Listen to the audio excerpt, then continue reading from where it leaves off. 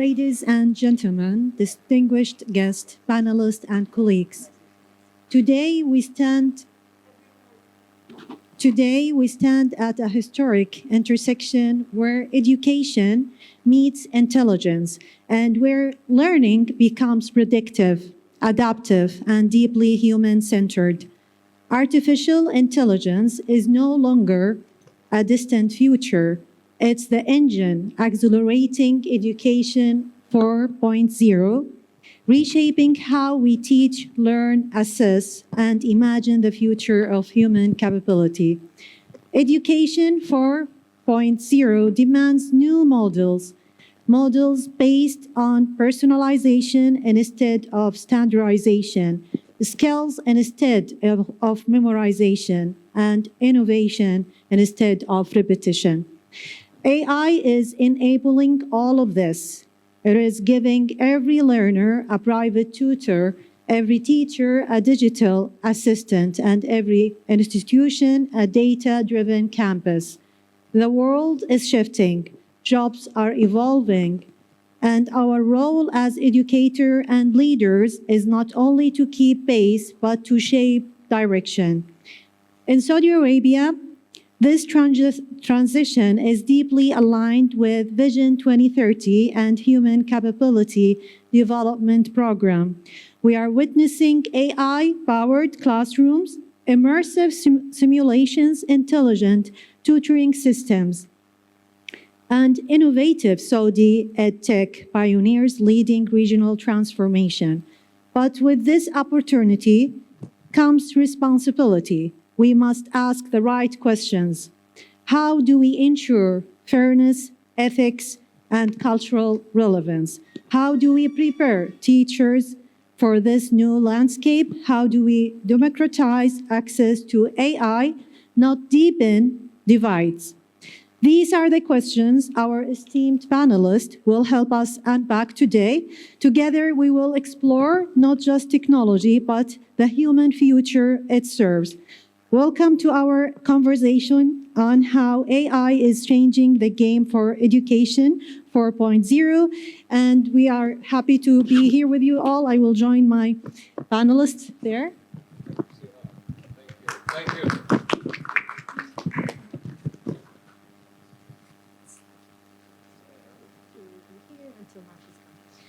So we will start our conversation with Dr. Sangeeta.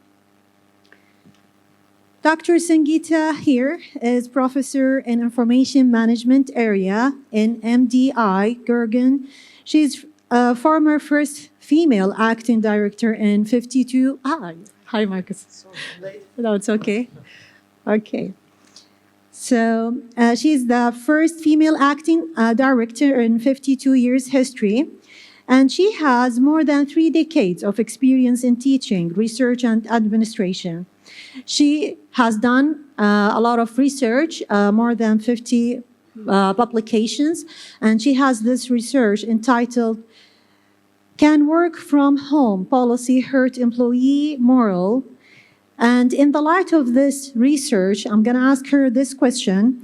What is the role of policy makers in balancing innovation and equity in the age of AI and education 4.0?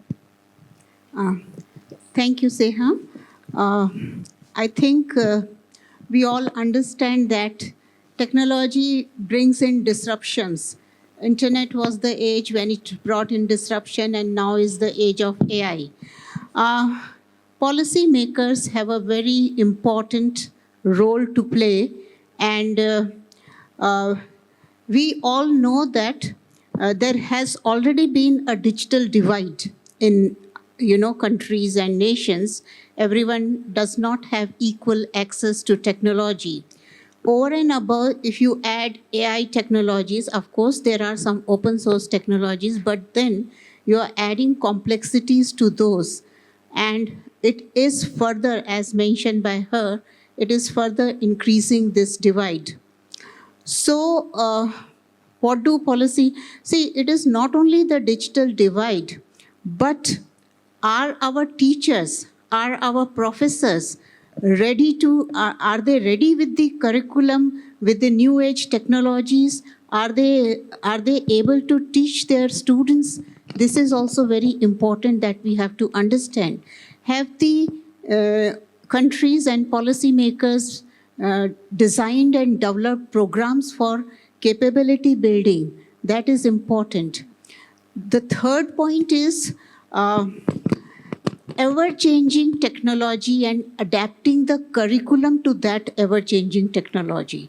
And you know that we can introduce a couple of courses related to AI or so in our curriculum, but that is not everything. It is we have to understand how this curriculum should evolve. And about before 2022, we were talking of machine learning, predictive analytics. Suddenly, this chat GPT comes and we have started talking of generative AI. And generative AI, teaching that to students, and they're using it as a tool for their own, assignments and all that is what is changing the game of education 2.0. My fourth point is, which would be that AI, we are talking of personalization, but it should not lead to dehumanization, we will make our students sit in front. We are saying that you can learn at your own pace, you can be your own, flexibility is there. That connect with the peer, the connect with the professors, the connect with the teachers should be there. So we have to be very careful when we are having a curriculum, when the policymakers are designing, helping schools and universities design a curriculum, that it has to be a blended curriculum. It has to be adaptive because technology is changing very fast. Thank you. Okay, thank you so much. That was informative. Our second panelist, Mr. Marcus, here next to me, Mr. Marcus Goldbach. He's a scientist at heart, studied cognitive science and neuroscience in Germany and the US. In 2009, seeing plagiarism as growing issue, he co-founded PlagScan, an online plagiarism checker, with his study buddy Johann Snap.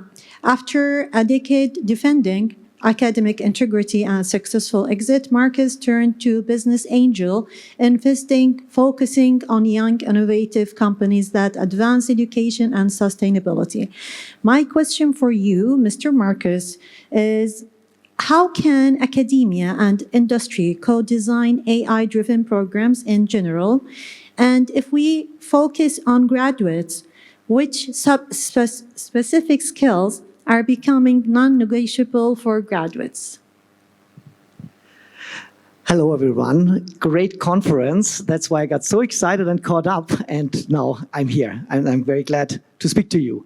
So I am working in the education space, but I'm also an entrepreneur. So I'm interested, of course, in what can my future employees do for the company, as well as how can students today become great employees of tomorrow or entrepreneurs, leaders, etc. And we heard it a lot. Sangeeta just said it too, that the human part shall not be lost. How can we make sure in education that what humanity makes best is also coming to the work life, and graduates bring that along when they become researchers or whatnot. And I came to the conclusion personally that you still want to put and see the effort. Mr. Borrelia earlier quoted Pelé, right? Pelé saying, if you want to have success, you need to be tenacious, you have to learn a lot, and blood, sweat, and tears, and all that. So what if we can make sure that students still go through that with AI, right? They use it a lot. They use it to expand their minds. They use it to get information quickly. But at the same time, we make sure that the students have done research work. They have done some of the writing at least. They learn how to formulate an idea, think creatively, and have original text in front of them. And that you as a teacher can also say, if you are teachers, well, I can identify this is the personal contribution from the student, And this is actually what he got from somewhere else. And maybe it's because of smart usage of tools. Maybe it's because he's relying on great minds from the past, which the traditional quoting and research work. And that's what I think is most important. And how can we design programs that are also working from the industry perspective?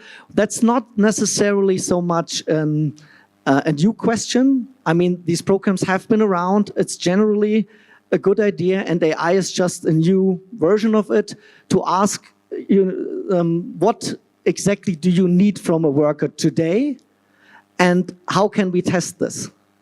And the programs, the two I have been involved in, it's electrical engineering class, where we are saying, okay, we really need project management skills. And then the university for us also says, okay, then maybe we do a little course where they also do project management. It's simple as that, in my opinion. And my point is, AI does not change that dramatically. Yes, I agree with you. So our third panelist, Dr. Johan Seering, he's an educator and innovator specializing in the ethical integration of artificial intelligence into education and training, holding a PhD in computer science from University of Geneva. His research now focuses on AI-based educational systems and dynamic knowledge representation. Reflecting on your experience, what parts of teaching should never be automated? Thank you very much. When we speak about AI in education, it is important to be very clear about one thing. Some parts of teaching must never be automated, not because the technology is dangerous, but because certain human dimensions are simply irreplaceable. A teacher is not only someone who transmits content. A teacher creates a safe learning space, feels what is happening in the classroom, and makes real-time judgments based on experience and empathy. Think of a child who suddenly struggles with math, but the real reason is anxiety at home. Think of a teenager who becomes disengaged, and this disengagement is a signal of something deeper. These situations require human presence, not only physical presence, but the capacity to read between the lines, to sense the emotional climate, and to adapt instantly. This reveals something fundamental. Learning is relational. It grows in small spaces with human dialogue, shared experimentation, and trust. AI can inform or alert us, but only humans can provide support. Teaching is not neutral. Every teacher transmits a way of thinking, intellectual honesty, critical reasoning, respect of evidence, the ability to disagree constructively, and responsibility towards others. Instead of asking, how do we catch students using AI? We should ask a deeper question. What is the purpose of learning, and what do we want students to develop through their work? It requires a teacher who can manage ambiguity, explain with authentic effort matter, and show, through examples, how reflexive mind works. Education is not only about skills, it's also about becoming. A teacher is often the first person to see potential in a learner, even before the learner sees it. A teacher can challenge assumptions, not contradict, but to help the learner grow. These are intimate moments of identity construction. They require knowledge of the student as a person, not as a data set. If we want AI in education, we must keep the human learner, not the data profile, at the center. Yeah, I agree with you. Thank you for your answer, Johan. Our fourth panelist is Dr. Ray. He's the CEO and academic director of the International Center for Advanced Review and Training, holds a Master in Learning, Design, and Technology from Pennsylvania State University, and completed the AI program from Oxford University, created the functional concept method of test taking, where a learner can answer 3 questions in licensure exams correctly using a single word or phrase. It has been adopted by healthcare professionals in 36 countries. Wow. So, looking back at your experience in test taking, my question for you is, how is AI changing the role of educators in your context test preparations industry? Yes, I've been a test preparations coach for the longest time. So the company I co-founded with my mom, started 32 years ago. So I'm now 33 years old. Wow. So a joke. Okay, so I've seen how everything evolved from when we have computers requiring commands. Remember, we don't have Windows stages. yet. Yeah, 286, Control KS to save the document when we were doing our researches. So back then, the only technology been exposed coming from a public school was the calculator.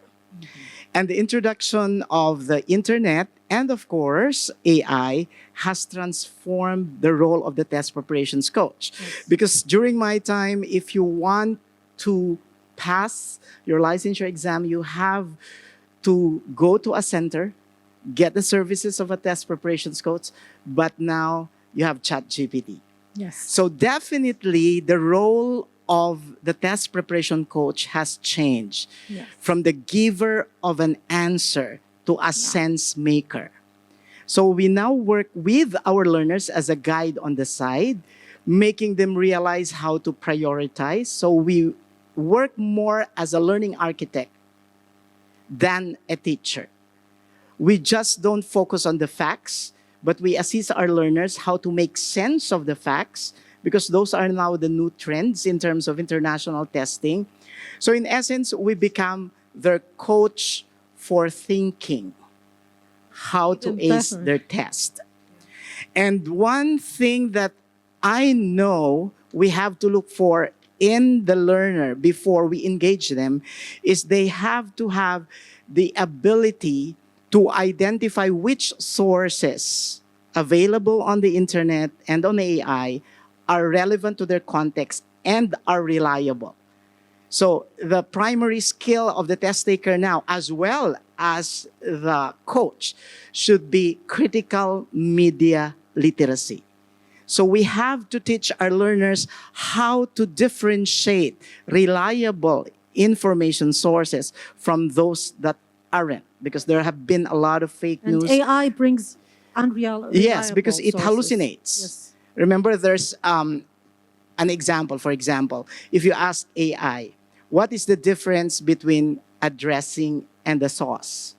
And the AI would say, a sauce makes a food taste better.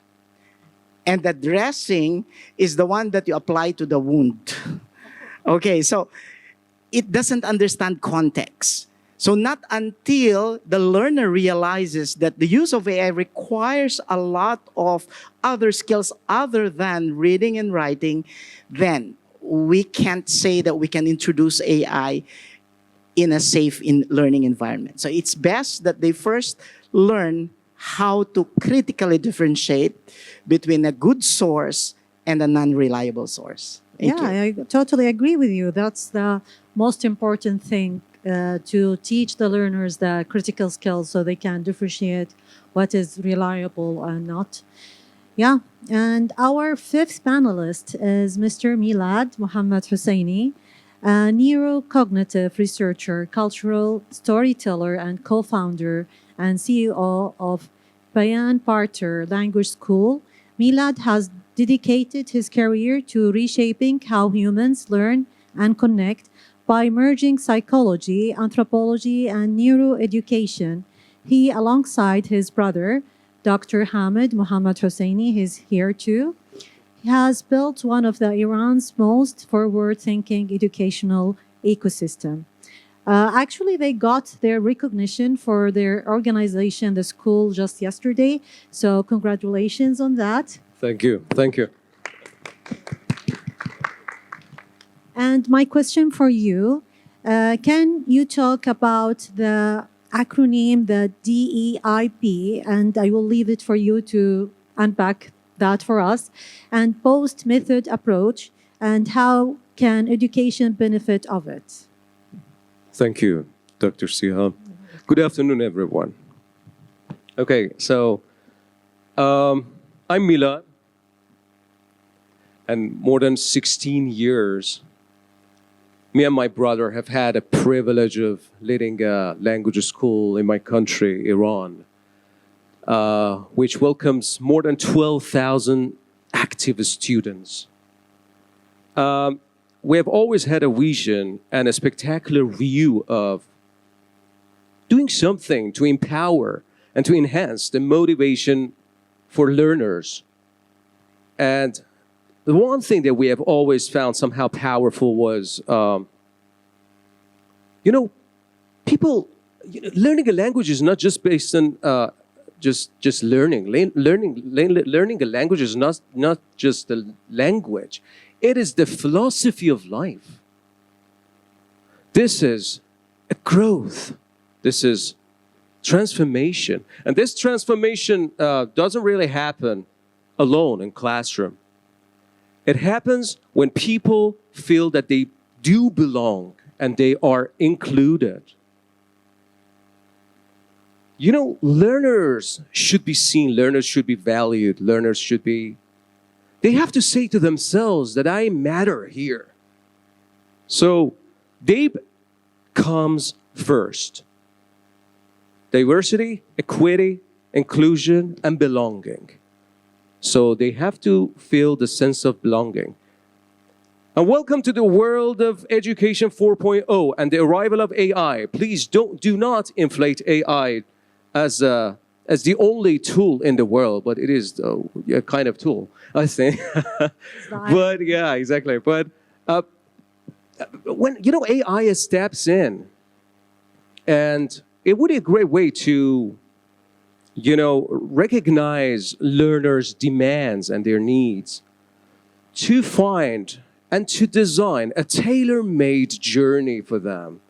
This is our responsibility, and the thing that we have always thought about that. And we do our best to do it. We have to track their patterns, we have to find out their demands, and what should be done, to make them somehow in a way that they can have an, experience a tailor-made journey. Okay, the other thing is AI, would allow us to collect, to collect meaningful data for those learners, not to control them, but to support them, but to include them. This is the thing that I've been looking for exactly. DAPE comes first. That's I agree. it. Learners comes first. Thank you. Thank you. Great answer. Thank you. Our sixth panelist is Mr. Amar Goover. He's a telecom engineer turned social entrepreneur and angel investor, building AI-powered creator-centric ecosystems. He focuses on empowering Generation Z and low-income youth by giving them tools to practice real-world skills, communication, influence, and value creation outside of traditional education system. His work blends AI, social commerce, and education to create new pathways for financial and social mobility. So, Amar, my questions for you. Are current education systems structurally ready for AI disruption? And will AI close global learning gaps or widen them? What do you think? Thank you for the speech. For the first question is, no, actually, I don't believe that AI system is ready for it. To put it this way, the Education 4.0 isn't about textbooks or digital textbooks or online courses. It's about transforming teaching information. It was. Now it's becoming transforming the skills. Because currently all the schools are able to teach any kind of job, but they're not able to give one concept very important for them, how to sell an idea. It's been told only on the streets, on practice. And for as well as sales, it's not a push way of applying the persuasion. We're talking about the ability to communicate the values of an idea, how to persuade people to apply the same concept. And our education system is actually built on a world that does not exist anymore. It's optimized for mainly routine tasks, memorization, and also standardized outputs, I can say. Meanwhile, the AI can do everything by itself in a flash. Yeah. And right now, we're in a funny situation where all the students are using AI every day, while teachers are trying to catch up with it. And we're still working in a system which tries to fit in and stuck in 1985. It's not a matter of just putting more computers or tablets into the classes. It's actually, we have to define a new education model which will teach new skills to these kids, how to persuade, influence, to communicate values at the same time. And regarding your second question, if there's a gap, well, I believe AI is like a multiplier, a leverage, which means it makes strong stronger if you don't allow the others to able to reach it. But when we are able to allow access and also multilingual, the system, we will able to see everyone able to grow and equalize in the system at all. And when we look at the gap, if we give more privilege to others, the gap will widen up. We must give access more to everyone.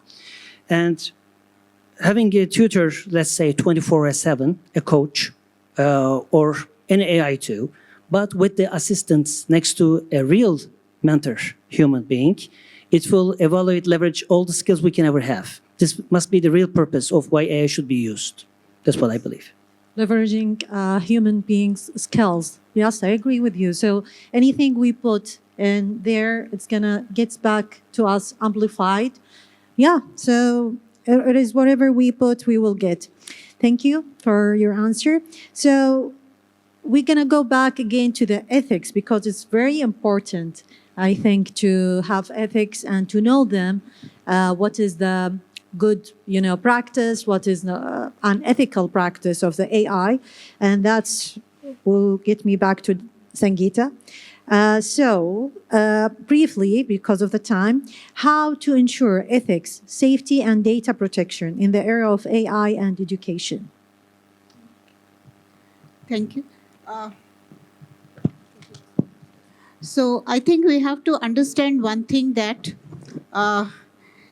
most of the countries, they are following the approach of innovation first and lighter on the regulation side. It's only EU that has come up with AI Act. The other countries are relying on other acts, which are like data protection, personal data protection acts like GDPR, DPDP Act. So they are relying on that act. So, and hence ethics and ethics become very important as to, how we have to use the tools because, AI starts with data and gives you probabilistic answers. So the tools are trained on data and we have to ensure that there is no data bias. See, some tool is developed in US and is used in India, loses its context. The language, the context, the understanding, and we are using it. So it's very important first to understand whether the data bias has been addressed there or not. Second, algorithmic bias also has to be addressed. And third, context has to be there. Otherwise, we may be using tools left and right without understanding. And we are also allowing our students to use those tools without properly understanding how they are going to enact, what is the data on which they have been trained, and what is the algorithms. And comes the explainability part of AI, which is very important because I come from an education background and If the student does not understand why and how a decision is taken and how it would change in different contexts, socially relevant, culturally relevant contexts, how it is going to change, what are we training them from? What are we educating? What are they learning? And it can be a very good tool to give them that cultural differences, social differences, language differences. They can understand it very Yes, well. I agree with you. Yeah, thank you. Definitely. So, I mean, AI, maybe the negative thing about it that we let this machine think instead of us thinking. So, here's my question for you. How do we harness AI for education without cognitive offloading, students letting AI do the thinking? Briefly. Thank you. I liked Ray's image very much when he said you got to be a coach for thinking. And that's exactly what's going to happen soon, hopefully. Because if you send AI to the gym and doing all the practice for you, afterwards, when you're on the competition, you won't succeed because you haven't practiced at all. And then, so we can agree, all can agree on that, right? How do we get there? And that's not done yet. And my suggestion is we focus on the process, how to get there. To stay in that image with the coach, well, the coach next to practice, he's standing next to the track and looking at how you do the practice and how you advance. And then at the competition, he doesn't even have to watch any because he knew you put the work in it and you actually evolved. And so, yeah, my short answer is documentation of workload and then evaluate that instead of just the end result. Okay, we're just good. Perfect with time. Thank you so much. So, Johan, how can teachers build AI literacy without feeling overwhelmed? And briefly, please. Thank you. Many teachers feel overwhelmed by AI, but often the real issue is not technology, is isolation. When teachers experiment alone, fail alone, and have no one to discuss with, the pressure increases. The solution is not more technical training. The real solution is community. Is why I proposed the AI Launch Cafe model. Small groups, regular meetings, practical exploration. A space where teachers can test tools, compare strategies, analyze prompts, and share doubts without fear. A teacher said, I didn't expect AI to save time. What she needed wasn't a course, but a safe space to try, test, and apply. I like that example. Thank you. Building AI literacy means moving from defensive mindset, how do I protect myself from AI, to an activate mindset, how do I decide from discernment what AI should do in my practices. This involves three things. Demystification, concrete example instead of abstract promises. Contextualization, apply AI to real classroom challenges. Critical reflection, asking not only what AI can do, but what it should do. This transforms AI from a personal burden into a collective intelligence. Teachers do not need to know everything. Yes. They need to be connected to a network where knowledge circulates. If we want teachers to feel confident with AI, we must give them communities, not just tools. We must help them to move from fear to understanding, from isolation to collaboration, and from passive reaction to active choice. Okay, thank you. Okay, Ray, quickly. Yes, What is actually, I just have one important Comment. thing, Yes. and that's going to be acknowledging that AI is here and it's just a tool. It this will is your not question. replace Just go ahead. teachers. Yes. Okay. So the most important thing for us to do is to implement as a framework the sandwich method. Okay. We have either a teacher, in the middle would be AI tool, and Student. as the output evaluator or the judge should still be a teacher. Or we can do teacher, the other way around. AI, teacher, AI. Or teacher, AI, teacher. Teacher. We should not remove the teacher. Okay, thank you very much. And that will get to you, Milad, very fast. Thank you, Yeah, Ray. okay. So give me a Short answer. practical steps for applications that you use in your school. Yeah. Like practical step. How can you implement it? Okay. As I've already mentioned, I've said that we're just using AI to collect that meaningful data that I've already said. It would be a great way to recognize and those patterns, I think, and the demands of the learner. And I have to say that AI is a servant, not to be as a replacement. Yes, I agree on you I on think, that. That's very important. yeah. Servant, not a replacement. Yeah, so it's the Yeah. how it does. That's it. And for you, Amar, the last question. How could innovations like your AI referral mentor support teachers in the future? Well, as an angel investor, I time to time face new startups. Let's assume if there's thousands of startups, we don't have enough time to listen all of them. Maybe we listen 100 of them, maybe able to invest 10, and maybe only one of them will win. The rest will gone. And basically with the today's system, nobody cares about the remaining 999. Yes. This is the value over there. Now, what we believe is that we need to create a platform to teach them how to sell an idea. This was the main purpose of the year. Currently, there's something schools that still cannot teach, how to sell an idea. When you say the idea, it doesn't have to be a product. It must be a belief, general community ideas coming together. And how we do this is they don't know how to communicate the value. They don't know how to influence. And they don't even know how to commit someone. They don't teach it in schools. It is always learned in street. And when we say selling an idea, it's not like selling your soul. You just have to find a way to communicate with each other. And today, this skill is one of the most important skills we should learn. For example, leadership, entrepreneurship, teamwork, or even getting hired. You need to use this skill. Yes, I agree with you. Thank you very much. And now we will turn it over to the audience. If you have any questions for any one of us, you just name the person that you want to answer. If we have a mic, or you just can speak. Dima here. Okay, go ahead.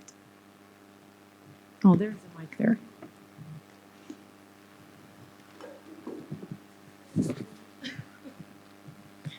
Hi, everyone. What a great panel. First of all, I want to clarify something.